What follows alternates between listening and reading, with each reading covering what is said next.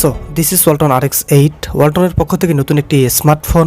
আর এই স্মার্টফোনে নতুন অনেক কিছুই থাকছে 5 hole display, glass back premium design এবং থাকছে 32 মেগাপিক্সেলের একটি সেলফি ক্যামেরা।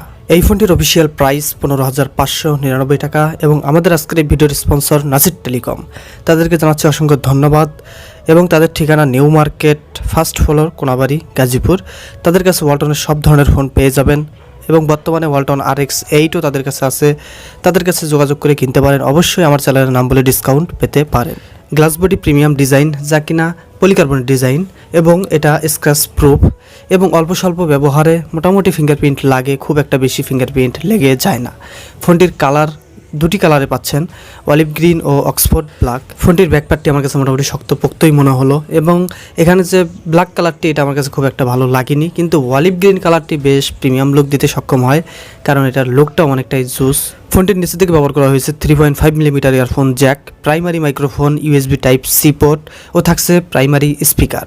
ডান পাশে থাকছে পাওয়ার বাটন এবং তারই উপরে থাকছে ভলিউম রকার। বাম পাশে ব্যবহার করা হয়েছে ট্রিপল সিম কার্ড স্লট। সো বন্ধুরা, চ্যানেলে নতুন হয়ে থাকলে অবশ্যই চ্যানেলটিকে সাবস্ক্রাইব করবেন এবং পাশে থাকা বেল আইকনটিও বাজিয়ে দিবেন পরবর্তীতে এই ধরনের অন্যান্য সকল ভিডিও পাওয়ার জন্য। Now let's talk about display section. 20:9 aspect রেশিওর 6.55 ইঞ্চের LTPS ইনসেল 5 হোল ডিসপ্লে এবং এই ডিসপ্লেটির রেজুলেশন 16x720p। ডিসপ্লে চতুর্থ সাইজের সিন এবং বেজেলের পরিমাণ নিয়ে আমার কোনো কমপ্লেন নেই, যেহেতু ডিসপ্লের সাইজটা বড়, এক্ষেত্রে সিন এবং বেজেলের পরিমাণটা মিনিমালি রাখা হয়েছে, অ্যাভারেজ টাইপের আছে। আর 5 হোল কাটআউটের সাইজটাও আমার কাছে বেশ অ্যাভারেজ টাইপের মনে হয়েছে, কোনো প্রকার উদ্যোগ মনে হলো না, আবার বেশিও মনে হলো না, খুবই ভালো। এই ক্ষেত্রে ডিসপ্লেটির কালার কন্ট্রাস্ট ও স্যাচুরেশন ছিল বেশ ভালো, ন্যাচারাল এবং এখানে কোনো প্রকার নেগেটিভ ইস্যু আমি দেখিনি। বিভিন্ন অ্যাঙ্গেল থেকে দেখা সত্ত্বেও বেশ কালারফুল ছবি দিতে সক্ষম হয়, ভিভিড কালার আসে এখানে কিছুটা। তবে যেহেতু এই ফোনটির ডিসপ্লে HD+, তবে হাই রেজুলেশনের কোনো ভিডিও দেখলে অবশ্যই এর অভাব আপনি লক্ষ্য করবেন। এবার এই ফোনটির বড় আকর্ষণ ক্যামেরা নিয়ে কথা বলা যাক। এই ফোনটিতে নিউ ক্যামেরা বাম্প থাকছে এবং এর সাথে কোয়াড ক্যামেরা ব্যবহার করা হয়েছে, যা একটু নিউ লুক দিতে সক্ষম হয়েছে এবং এখানে কিছুটা প্রিমিয়াম লুক আনছে। এবং এই ফোনটিতে কোয়াড ক্যামেরার ভিতরে মেইন ক্যামেরাটি হচ্ছে 16 মেগাপিক্সেলের ক্যামেরা, যার অ্যাপারচার f2.0। আরেকটি থাকছে 8 মেগাপিক্সেলের একটি আলট্রা ওয়াইড ক্যামেরা, যার অ্যাপারচার f2.4। আরেকটি থাকছে 5 মেগাপিক্সেলের ম্যাক্রো ক্যামেরা, যার অ্যাপারচার থাকছে 2.4 এবং থাকছে 2 মেগাপিক্সেলের ডেপথ সেন্সর ক্যামেরা। ক্যামেরাতে মোড হিসেবে আছে night mode, macro, selfie, panorama, QR scanner, sticker, panorama, time lapse এবং থাকছে প্রফেশনাল। এবং ফ্রন্টে থাকছে 32 মেগাপিক্সেলের একটি সেলফি ক্যামেরা, যার অ্যাপারচার f2.0। ব্যাকে থাকা মেইন ক্যামেরাটি 16 মেগাপিক্সেল, এই অনুযায়ী বেশ ভালো ডিটেল প্রোভাইড করছিল। তবে কিছুটা ফোকাস ইস্যু আমি লক্ষ্য করেছি, অর্থাৎ ফাস্টার ফোকাস দিতে সক্ষম হচ্ছিল না। এছাড়া ছবির শার্পনেস এবং কালার বেশ ভালো লেগেছে আমার কাছে, বেশ ন্যাচারাল কালার প্রোভাইড করে এই ক্যামেরাটি। তবে লাইট কমতে থাকলে অবশ্যই এখানে ডিটেল হারিয়ে ফেলে এবং ফেস স্মুথ করে দেয়, বা সাবজেক্ট বা অবজেক্ট যাই থাকুক স্মুথ করে দেয় এবং সেখানে বেশ ভালোই ডিটেল হারিয়ে ফেলে। তবে লাইট কন্ডিশনে বেশ ভালো ছবি পাওয়া যায়, বেশ আমার কাছেও ভালো লেগেছে মেইন ক্যামেরার ফটো স্যাম্পল। আরও থাকছে 8 মেগাপিক্সেলের আলট্রা ওয়াইড ক্যামেরা। 8 মেগাপিক্সেলের অনুযায়ী ডিটেল প্রথমেই বলি, ডিটেল কম পেয়েছি। 8 মেগাপিক্সেলের আলট্রা ওয়াইড ক্যামেরার ওয়াইড ভিউ বেশ ভালো পেয়েছি। লো লাইটেও মোটামুটি কার্যকর ছবি পাওয়া যাচ্ছিল, ডে লাইটে ভালো ছবি পাবেন এটা বলা বাহুল্য। তবে আলট্রা ওয়াইড যেহেতু 8 মেগাপিক্সেল থাকছে, সেক্ষেত্রে সেই রকম ডিটেইল আমি পাইনি। সো আলট্রা ওয়াইড ক্যামেরার ফটো স্যাম্পল বেশ ন্যাচারাল ছিল, কালারফুল মোটামুটি। আরও একটি থাকছে 5 মেগাপিক্সেলের, সাবজেক্টের 4 সেন্টিমিটার কাছ থেকে ছবি তোলা যায় এবং এখানে মোটামুটি বলবো এই 5 মেগাপিক্সেল অনুযায়ী ম্যাক্রো স্যাম্পলটি। এবং এখানে ডে লাইটে ভালোই কাজ দেখাতে পারবে, লো লাইটে অনেকাংশে হারিয়ে ফেলবে তার কার্যকারিতা। চলনসই ম্যাক্রো স্যাম্পল পাবেন, কালারটাও খুব একটা বুস্ট করে না, ন্যাচারালের মধ্যেই থাকে, এক্ষেত্রে ভালোই ব্যবহার বলা যায়। এবার আসে পোর্ট্রেট শট। পোর্ট্রেট শটের এজ ডিটেকশন খুব পারফেক্ট ছিল না, বেশ ন্যাচারাল ছিল এবং ব্লার অ্যামাউন্ট কমানো বাড়ানোর অপশন থাকছে না।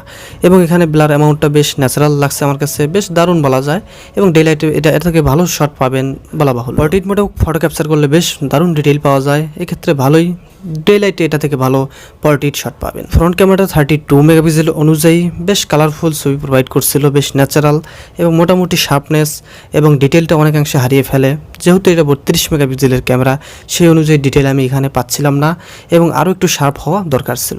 এছাড়া কালার কন্ট্রাস্ট ও স্যাচুরেশন বেশ ভালো ছিল, বেশ উজ্জ্বল ছবি দিতে সক্ষম হয় এবং বিউটিফিকেশন মেরে সবসময় ছবি তোলার চেষ্টা করবেন, সেক্ষেত্রে ভালো ছবি পাবেন। এবং এই ক্যামেরাটি দিয়ে ভিডিও করা যাবে সর্বোচ্চ 1080p 30 ফ্রেম পার সেকেন্ডে, ব্যাক এবং ফ্রন্ট উভয় সাইডেই। এবং ভিডিও কোয়ালিটি বেশ ভালো লেগেছে আমার কাছে, 4x জুম করে ভিডিও কোয়ালিটি করতে পারবে। ফিঙ্গারপ্রিন্ট সেন্সর যা থাকছে ক্যামেরার কিছুটা নিচে, যা ক্যামেরার মডিউলের সাথেই বলা যায়। আর থাকছে ফেস আনলক সুবিধা, দুইটাই বেশ ভালো। ডেলাইটে আনলক স্পিড বেশ ভালো পেয়েছি ফেস আনলক সুবিধাটির, এবং এখানে ফিঙ্গারপ্রিন্ট সেন্সর স্পিডটাও বেশ ভালো পেয়েছি বাজেট অনুযায়ী মোটামুটি বলবো আমি। ফোনটিতে র্যাম হিসেবে ব্যবহার করা হয়েছে 4GB র্যাম এবং ইন্টারনাল মেমোরি হিসেবে থাকছে 128GB ইন্টারনাল স্টোরেজ। এটা কোন টাইপের র্যাম রম ভেরিয়েন্ট তা উল্লেখ করা হয়নি কোনো ওয়েবসাইটেই ওয়ালটনের এবং ফেসবুক পেজেও, এবং সর্বোচ্চ মেমোরি ভরতে পারবেন 256GB পর্যন্ত। চিপসেট হিসেবে ব্যবহার করা হয়েছে MTK.HELIO P22 চিপসেট। আমি বিশ্বাস করি না, আমি বিশ্বাস করি না, আমি বিশ্বাস করি না, যেটা কিনা 12 ন্যানোমিটার ফিনফেটে তৈরি করা, এবং এটার সর্বোচ্চ ক্লক স্পিড 2.0 GHz এবং জিবি হিসেবে আছে পাওয়ার ভিআর রগ GE8320। এটা কোনো high performance centric gaming chipset না, এটা এন্ট্রি লেভেলের টুকটাক লাইট গেমগুলো খেলার জন্য এই ধরনের চিপসেটগুলো ব্যবহার করা হয়ে থাকে ফোনগুলোতে। তবে আসলে এই বাজেটে এই চিপসেটটি কিভাবে যায় সেটা আমি আসলেই বুঝতে পারলাম না। অন্তত মিডিয়াটেকের জি সিরিজের প্রসেসর দেওয়া দরকার ছিল এই ফোনটিতে, তাহলে অবশ্যই এটা একটা ভালো প্যাকেজ বলা যেত, কারণ ফোনটির চিপসেট অনেক জরুরি। ফোনটি দ্বারা ফ্রি ফায়ার চালিয়ে নিতে পারবেন, ফ্রি ফায়ার চালিয়ে নেওয়ার মতো একটি প্রসেসর এটি, এবং মোটামুটি ভালোই চলবে। আর যারা গেমার না, মোটামুটি ছোটোখাটো লাইট গেমগুলো খেলে থাকেন, তারা অবশ্যই এই ফোনটি দিয়ে লাইট গেমগুলো ভালোভাবেই হ্যান্ডেল করতে পারবেন। ফোনটিতে অপারেটিং সিস্টেম হিসেবে ব্যবহার করা হয়েছে অ্যান্ড্রয়েড 10, যেটা কিনা কিউ এডিশন, এবং বেশ ভালোই লাগলো আমার কাছে। লেটেস্ট অ্যান্ড্রয়েড 10 থাকছে, এ কারণে অ্যাপস ওপেনিং ক্লোজিং বেশ ভালো, এবং এখানে 4GB র্যাম থাকাতেও ভালো মাল্টিটাস্কেরও সুবিধা হচ্ছিল, এবং 128GB ইন্টারনাল স্টোরেজ আছে। যাদের অনেক স্টোরেজ দরকার তারা এই ফোনটি কিনতে পারেন, এবং ডে টু ডে ইউজে খুব ভালো পারফরমেন্স দিচ্ছিল এটি। স্ন্যাপি পারফরমেন্স বেশ ভালো, অ্যাপ ওপেনিং ক্লোজিং বেশ ভালো পেয়েছে এই ফোনটি দ্বারা। এবং এই ফোনটিতে ব্যাটারি সেকশনে ব্যবহার করা হয়েছে 4000 mAh ব্যাটারি। এটা ফোনটাকে অনেকটা স্লিম করার জন্য 4000 mAh ব্যাটারি ব্যবহার করা হয়েছে। সাথে থাকছে একটি 18 ওয়াটের ফাস্ট চার্জার। হেভি ইউজারদের কাছে একদিন পার না হলেও অবশ্যই এখানে মডারেট ইউজারদের কাছে একদিন পার হয়ে যাবে অনায়াসে, এবং ডে টু ডে ইউজে খুব ভালো ব্যাকআপ পাওয়া যাচ্ছিল এই ফোনটি দ্বারা।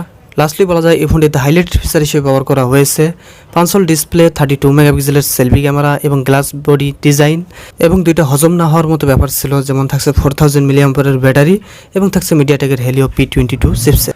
সো ফোনটিকে আপনার কোনো মতামত থাকলে অবশ্যই জানিয়ে দিতে পারেন কমেন্ট বক্সে, এবং ভিডিওটি ভালো লাগলে লাইক করবেন এবং সাবস্ক্রাইব করে যেতে পারেন আমাদের চ্যানেলটি।